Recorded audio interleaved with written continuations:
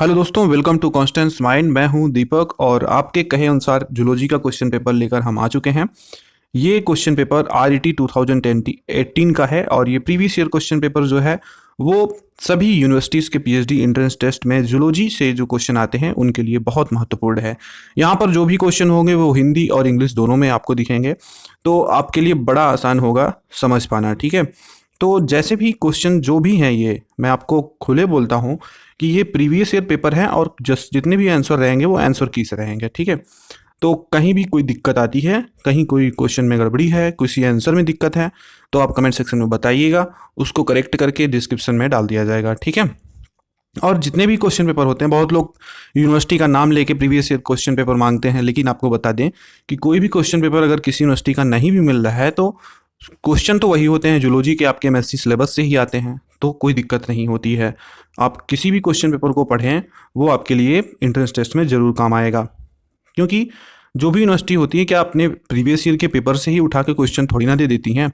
आपको उसके लिए ये कहा जाता है कि आप सारे क्वेश्चन पेपर को, प्रीवियस ईयर क्वेश्चन पेपर को सॉल्व करें, जिससे कि आपको पता हो चले कि किस तरह के क्वेश्चन आते हैं। ठीक है, तो इस वीडियो में ज़्यादा टाइम बिल्कुल नहीं लेना है। आप हमारे चैनल पर नए हैं तो फटाफट सब्सक्राइब कर लीजिए, ये छोटी सी रिक्वेस्ट जरूर करेंगे, और टेलीग्राम से भी जुड़ जाइए फटाफट। ठीक है, बढ़ते हैं, क्वेश्चन को शुरू करते हैं। टोटल 50 क्वेश्चन है। ठीक है, इत्मीनान से देखिएगा। पहला क्वेश्चन यहाँ पर है, smooth endoplasmic reticulum is the site for. तो जो चिकनी अंतःप्रदपी जालिका है, इसकी सतह किस कार्य हेतु स्थल है? तो पहला का जो सी ऑप्शन सही है यहाँ पर, लिपिड सिंथेसिस। ठीक है, दूसरा क्वेश्चन है, एक अध्ययन में पाया गया कि डीएनए के लिए अगर कोशिका में 20% जीसी अनुपात है तो डीएनए के लिए टीएम का मान 40 डिग्री सेंटीग्रेड है। अगर जीसी को 60% तक बढ़ा देते हैं तो टीएम के मान पर इसका क्या प्रभाव पड़ेगा? तो यहाँ पर ऑप्शन आपके हैं 4, ए, बी और सी, डी। तो यहाँ पर आपके ऑप्शन में से ए सही है, जो टीएम का मान है वो बढ़ेगा। ठीक है, टीएम का मान क्या होगा? बढ़ेगा, टीएम विल इंक्रीज। तीसरा क्वेश्चन है, what is the function of tRNA in protein synthesis. Protein synthesis में टीआरएनए का फंक्शन क्या होता है? तो तीसरे का ऑप्शन आपका सी सही होगा, identification of amino acids and transportation to ribosome. तो ये जो है क्या है, टीआरएनए का प्रोटीन सिंथेसिस में फंक्शन होता है। चौथा क्वेश्चन है, सूक्ष्म जीवों की विषाणुता को परिभाषित किया जा सकता है। Virulence of micro organism can be defined as. 4 option यहाँ पर हैं, तो 4 ऑप्शन में आपको टिक करना है। तो चौथे क्वेश्चन का ऑप्शन आपका सही होगा B, the ability to produce pathogenesis, पोषक जीवों में रोगाणुता उत्पन्न की क्षमता। तो आपको सेकेंड ऑप्शन चूज कर लेना है। पांचवा क्वेश्चन है, which one among the following is not a signalling molecule. निम्न में से कौन सा एक संकेतन अणु नहीं है? तो पांचवा का ऑप्शन यहाँ पर आपका डी सही होगा, यहाँ पर एडिनाइलेट साइक्लेज, ये आपका ऑप्शन सही है। ये क्या है? Is not a signalling molecule.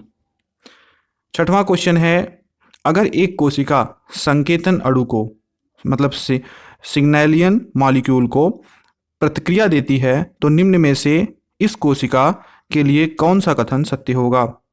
तो छठवें का जो ऑप्शन आपका सही है वो बी है, इस कोशिका पर संकेतन अणु के लिए रिसेप्टर उपस्थित है। It contains the receptor for the signalling molecule. तो आपका कौन सा ऑप्शन सही है? बी। दोनों आप हिंदी इंग्लिश दोनों में देखेंगे तो आपको ज़्यादा दिक्कत नहीं होगी। सातवां क्वेश्चन है, प्राइमरी लिम्फॉइड ऑर्गन्स इंक्लूड। तो सातवें का ऑप्शन आपका सही है A, thymus and bone marrow. तो यहाँ पर आप टिक कर सकते हैं थाइमस एंड बोन मैरो। आठवां क्वेश्चन है, which among the following is a site for T cell maturation. तो आठवें का ऑप्शन आपका कौन सा सही होगा? आठवें का ऑप्शन आपका बी सही होगा, थाइमस। निम्न में से टी सेल का परिपक्वन किस में होता है? तो ये थाइमस में होता है। ठीक है, आप इसको चूज कर सकते हैं। नौवां क्वेश्चन है, द P53 प्रोटीन प्रोमोट्स। तो जो P53 प्रोटीन है उसका मुख्य कार्य क्या होता है? तो नौवें का आप ऑप्शन कौन सा चूज करेंगे? नौवें का ए ऑप्शन चूज करेंगे, एपेप्टोसिस। ठीक है, एपेप्टोसिस आप चूज करेंगे, चाहे हिंदी में चूज करें चाहे इंग्लिश में। 10वां क्वेश्चन है, the agent which causes cancer is called. जो एजेंट कैंसर कॉज करता है उसे हम क्या कहते हैं, मतलब कैंसर कारक को क्या कहा जाता है? तो यहाँ पर कैंसर कारक को क्या कहा जाता है? कार्सिनोजन। ठीक है, क्या कहा जाता है? कार्सिनोजन। 11वां क्वेश्चन है, during the pregnancy in human beings beta HCG is produced by. तो मनुष्यों में गर्भावस्था के दौरान बीटा HCG हार्मोन का उत्पादन कहाँ से होता है? तो कहाँ से होता है? ये आपका जो है प्लेसेंटा से होता है। कहाँ से होगा? प्लेसेंटा से। तो ये थोड़ा आसान क्वेश्चन था। अब हम बात करेंगे 12वें क्वेश्चन की। तो 12वां क्वेश्चन है which is the end product of glycolysis. तो ग्लाइकोलिसिस का जो एंड प्रोडक्ट है निम्न में से कौन सा है? आप इसमें चूज कीजिए। तो 12वें का आपका ऑप्शन सही होगा बी, पायरुविक एसिड। ठीक है, आप पायरुविक अम्ल हिंदी में कहते हैं इसको। 13वां क्वेश्चन है insulin is being produced by, मतलब इंसुलिन का उत्पादन कहाँ होता है? तो ये होता है आपका बीटा कोशिका में। ठीक है, ये आपका बीटा कोशिका में होता है। 14वां क्वेश्चन है which of the following animal है बाइनोक्यूलर विजन। निम्न में से किसकी द्विनेत्र दृष्टि है? बाइनोमियल जो विजन होता है उसको आप द्विनेत्र कहते हैं। ठीक है, तो 14वें का ऑप्शन आपका सही होगा डी, घोड़ा। ठीक है, हॉर्स इसमें ऑप्शन आपका सही होगा। 15वां क्वेश्चन है a group of interbreeding organism with free gene flow is called. तो मुक्त जीन प्रवाह के साथ साथ आपस में प्रजनन करने वाले जीवों का समूह कहलाता है। क्या कहलाता है? 15वें का ऑप्शन आपका सी सही होगा। ये क्या कहलाता है? प्रजाति, स्पीसीज। ठीक है, अब हम बात करेंगे 16वें क्वेश्चन की। तो who is known as the father of chronobiology. Chronobiology का जनक आप किसे मानते हैं? किसे कहा जाता है? आप बताइए। 16वें का ऑप्शन आपका सही होगा बी, फ्रेंज हॉलबर्ग। इन्हें क्रोनोबायोलॉजी का जनक कहा जाता है। HPCL स्टैंड फॉर, HPCL का पूरा नाम क्या है? ठीक है, इससे आप मतलब HPCL से आप क्या समझते हैं? तो 17वें का ऑप्शन आपका सही होगा ए, हाई प्रेशर लिक्विड क्रोमेटोग्राफी। ठीक है, क्या? High pressure liquid chromatography. Which one among the following is not an IR vibrational mode. निम्न में से कौन सा IR वाइब्रेशनल मोड नहीं है? तो इनमें से आपका ऑप्शन 18वें का सही होगा बी। यहाँ पर रोलिंग जो है वो नहीं है। वाइब्रेशनल मोड रोलिंग को नहीं कहते हैं। ठीक है, 19वां क्वेश्चन है मिनीमाटा डिजीज, आप इसको मीना माता कहते हैं। तो मीना माता डिजीज जो है is caused due to the pollution of. इसके मिनीमाटा जो डिजीज है इसका, इस रोग का मुख्य कारण क्या है? तो 19वां का ऑप्शन सी आपका सही होगा। जो मर्क्यूरी है ये मिनीमाटा डिजीज का मुख्य कारण है। 20वां क्वेश्चन है which is the following produces the maximum biological damage. निम्न में से जो सबसे ज़्यादा जैविक क्षति का कारक है वो क्या है? तो ऑप्शन आपका सही है यहाँ पर सी। ठीक है, जो गामा रेज हैं वो सबसे ज़्यादा जैविक क्षति का कारक है।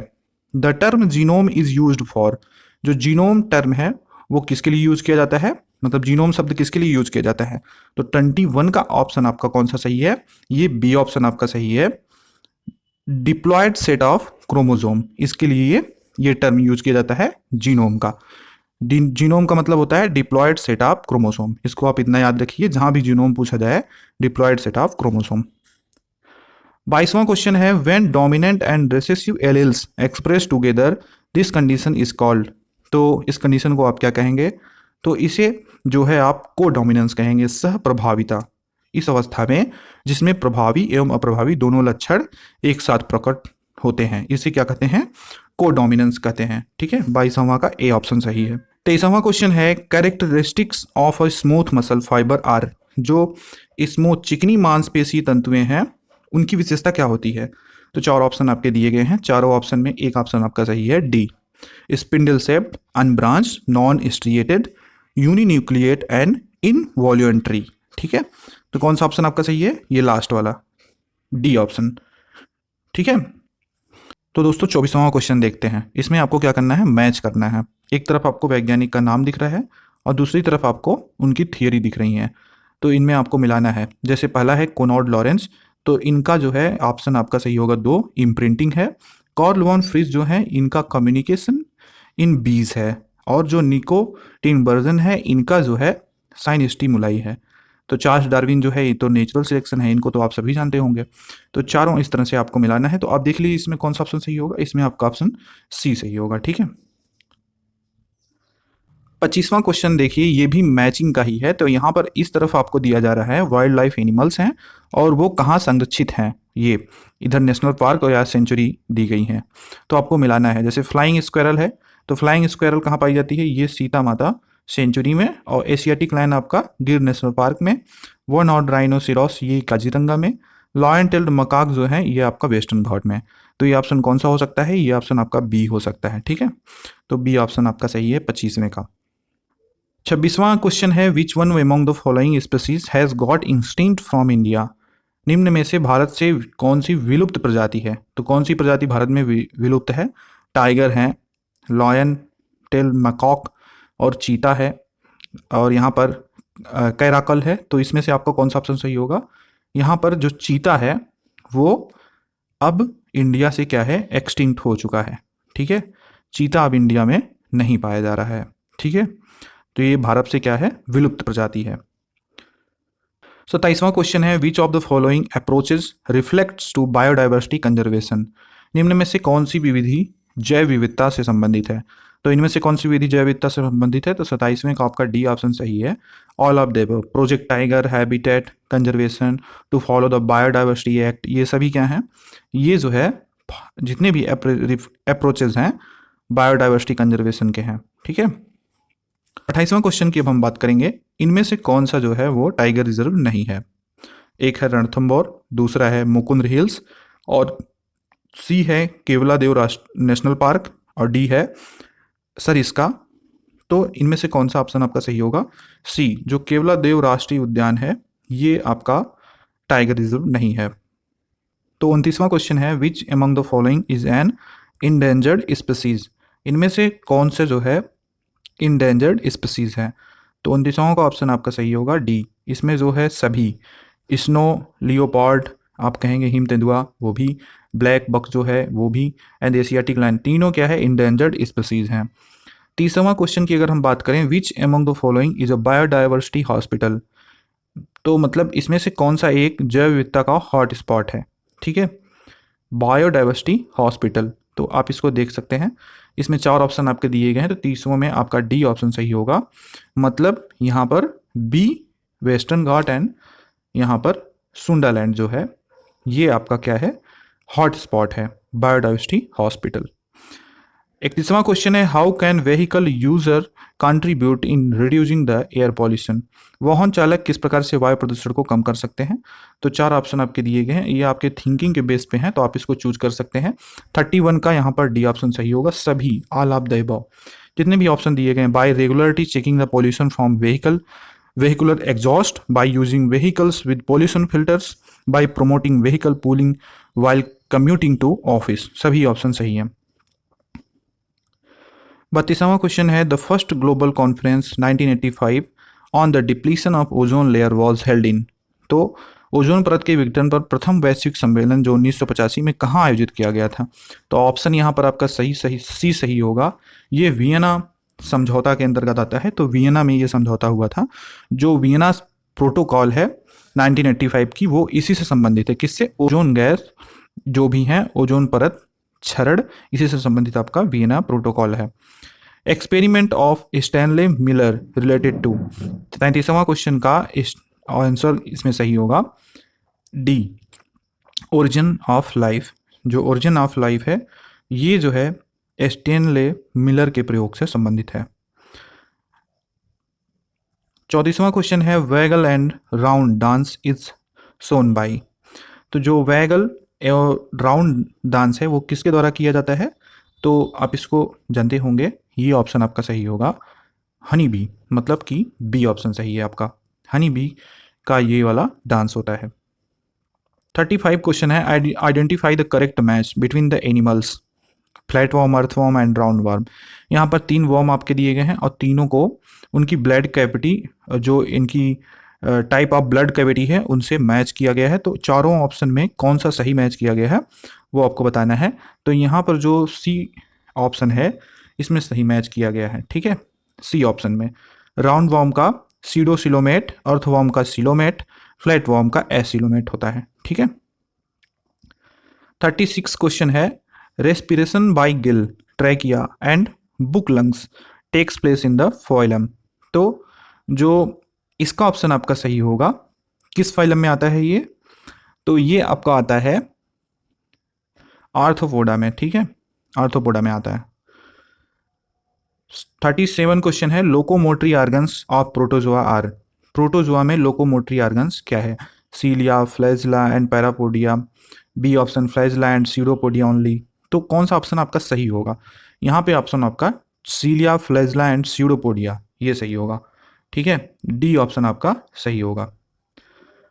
अब आता है 38वां question, which of the following is not a characteristics of phylum coelenterata. इनमें से कौन जो है एक सिलेंट्रेटा फाइलम का कैरेक्टरिस्टिक्स नहीं है? तो 38 का ऑप्शन यहाँ पर डी सही है, जो स्यूडोसील है, ये आपका सिलेंट्रेटा का कैरेक्टरिस्टिक्स नहीं है। 39 क्वेश्चन है, which of the following is not correctly matched. इनमें से जो पोरीफेरा है, सिनोसाइट्स, इसमें से मतलब कौन सा जो है वो करेक्टली मैच्ड नहीं है? तो ऑप्शन के अकॉर्डिंग जो है यहाँ पर जो डी ऑप्शन है वो सही है। मोलस्का का जो नीडोसाइट्स है, ये सही ऑप्शन, सही मैच नहीं किया गया है। ठीक है, 40वां आपका क्वेश्चन है, radial symmetry means an organism can B divided into two equal haves by dividing it. मतलब कि जो रेडियल सिमेट्री है उसका अर्थ है जीवों को दो बराबर भागों में विभाजित किया जा सकता है जब उसको काटने वाली रेखा किससे गुजरेगी। तो रेडियल सिमेट्री क्या है ये आपको पता चलेगा। 40वां का ऑप्शन आपका जो है वो बी सही है, by any plane passing through its centre. मतलब कोई भी अक्षर जो केंद्र से गुजरता हो वो रेडियल सिमेट्री बनाता है। ठीक है, तो यहाँ पर आपका कौन सा ऑप्शन सही है? बी ऑप्शन सही है। 41वां क्वेश्चन है, pearl oyster is. Pearl oyster क्या है? तो पर्ल ऑयस्टर क्या है? पर्ल ऑयस्टर जो है वो ये पिंक टाडा है। ठीक है, पिंक टाडा क्या है? ये पर्ल ऑयस्टर है। आप पाइला एस्टीरियास ये सब मत लगा के आइएगा, यहाँ पर पिनाक टाडा जो है, पिंक टाडा जो है वो एक पर्ल ऑयस्टर है। 42वां क्वेश्चन है, in which phylum the animals are bilaterally symmetrical in larval stage and radially symmetrical in adult stage. तो किस फाइलम में ऐसा होता है? ये आपका एकाइनोडर्मेटा में होता है कि बायलैटरली सिमेट्रिकल लार्वल स्टेज में रहते हैं और रेडियली सिमेट्रिकल एडल्ट स्टेज में हो जाता है। 43वां क्वेश्चन है, which of the following members of traditional kingdom of Animalia have been classified in the 5 kingdom scheme. मतलब कि ये जो 5 किंगडम स्कीम है इसमें कुछ ट्रेडिशनल जो जंतु जगत के जीव बढ़ गए हैं, वो आपका ऑप्शन यहाँ पर प्रोटिस्टा एंड एनिमालिया सही होगा, ए ऑप्शन। ठीक है, 44वां क्वेश्चन है, an organism was found lacking cell organelles and nuclear involve, where will be place it under the scheme suggested by Whittaker. मतलब एक जीव में कोशिकांग व केंद्रक जो ऑर्गेनेल्स हैं वो अनुपस्थित पाए गए। विटेकर द्वारा जो व्यवस्था है उसके अनुसार किस जगत में इन्हें शामिल किया जाएगा? तो आप बताइए, यहाँ पर 44वां का ऑप्शन आपका ए सही होगा, ये मोनेरा में रखे जाएंगे। ठीक है, किस में? मोनेरा में, मोनेरा जगत में रखे जाएंगे, मोनेरा किंगडम में। 45वां क्वेश्चन है, alligator and gavialis are examples of which of the following. Alligator and gavialis जो है वो इनमें से किसका एग्जाम्पल है? तो इनमें से वो एग्जाम्पल है क्रोकोडीलिया का, क्रोकोडेलिया। 46वां क्वेश्चन है, in mammals the teeth are. Mammals में टीथ कैसे होते हैं? तो ये हेट्रोडोंट, थेकोडोंट, डाइफायोडोंट, तीनों प्रकार के होते हैं। तो आप ऑल ऑफ द एबव लगाएंगे। 47वां क्वेश्चन है, the number of cervical vertebrae in mammals is. तो जो मैमल्स में सर्विकल वर्टिब्री है वो कितनी है, उनकी संख्या क्या होती है? तो यहाँ पर ऑप्शन आपका सही होगा सी, जो कि 7 है। 48वां क्वेश्चन है, number of cranial nerves in amphibian. तो जो एम्फीबियन है उनमें क्रैनियल नर्व की संख्या जो है वो होती है 10 पेयर्स। ठीक है, कितनी होती है? 10 पेयर्स। 49वां क्वेश्चन है, which of the following include the extinct fishes. इनमें से कौन एक्सटिंक्ट फिश है? तो इसमें से जो प्लेकोडर्म है वो क्या है? वो एक एक्सटिंक्ट फिशेज है। 50वां क्वेश्चन है, who is the author on the origin of species bye means of natural selection. तो कौन इसके ऑथर हैं? तो आप बता सकते हैं, आसान क्वेश्चन है तो बताइएगा, फिर इसको आपके लिए छोड़ देते हैं, जिसने डिमांड किया था वो बताए। ठीक है, यहाँ तक देखने के लिए बहुत बहुत धन्यवाद। क्वेश्चंस अच्छे हों और सही से एक्सप्लेनेशन अगर नहीं हुई होगी तो थोड़ा सा क्षमा कीजिएगा, लेकिन अगर अच्छे क्वेश्चन है तो प्लीज़ लाइक, सब्सक्राइब और शेयर ज़रूर करें। धन्यवाद।